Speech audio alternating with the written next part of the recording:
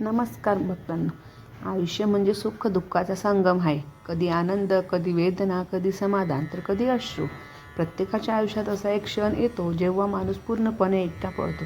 तेव्हा ना पैसा कामी येतो, ना माणसं, ना शब्द. अशा वेळी ओठांवर नकळत एकच नाव येतं, ते म्हणजे माझ्या अक्कलकोट स्वामी समर्थ. आज मी तुम्हाला अशीच एक कथा सांगणार आहे. ही कथा ऐकताना तुमचं मन शांत होईल, डोळे भरून येतील आणि स्वामींवरचा विश्वास अजून दृढ होईल. कथा पूर्ण ऐका, अपूर्ण सोडू नका.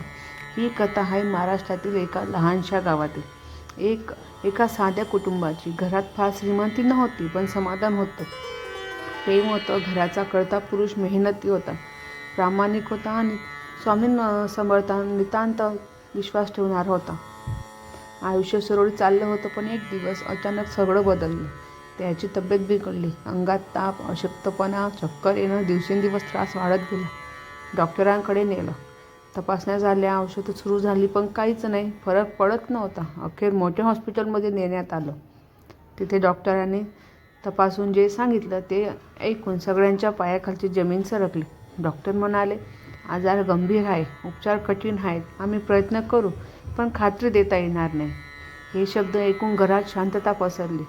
ती शांतता आनंदाची नव्हती, तर भीतीची होती. दिवसेंदिवस खर्च वाढत होता, पण परिणाम दिसत नव्हते.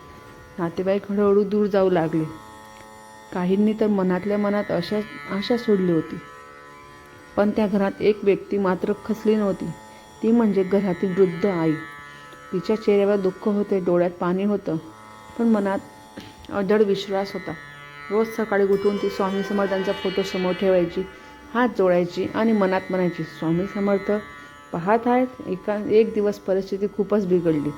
डॉक्टरांनी सांगितले की रात्र खूप महत्त्वाची आहे. कुटुंब हॉस्पिटलच्या बाहेर बसून होतं. अश्रू, भीती, अनिश्चितता सगळं एकत्र आलं होतं. त्या रात्री ते आईने मनापासून स्वामी समर्थांना साकडं घातलं. ती म्हणाली, स्वामी, आता माझ्याकडे काहीच उरलेलं नाही. डॉक्टरांनी हात वर केले आहेत. जर माझ्या लेकराच्या नशिबात आयुष्य असेल तर ते तुमच्या चरणी अर्पण आहे, आणि नसेल तरी बळ द्या मला.